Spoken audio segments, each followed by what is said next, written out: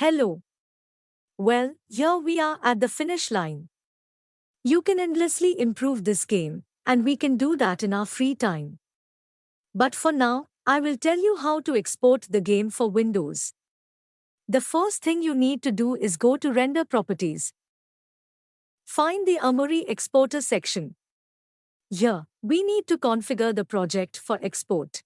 By clicking the plus button, we will get the default preset, which is HTML. We need to change the preset to Windows Chrome. In the Render Path field, select Render Path. If it's red, disable it. When you click on this field, a list of available paths should appear. If the list is empty, scroll down to the Armory Render Path section. If there's anything in the list, delete it with the minus button. And now, let's create a new one by clicking the plus button. Choose Desktop and confirm the selection with the OK button. Go back to the Armory Exporter section. In the Render Path field, finally select the created render path. In the Name field, change the project's name to Asteroids. This is the name that the executable will use to launch the game. In the Icon field, you can specify the path to a PNG file with an icon that will be displayed on the shortcut for launching the game.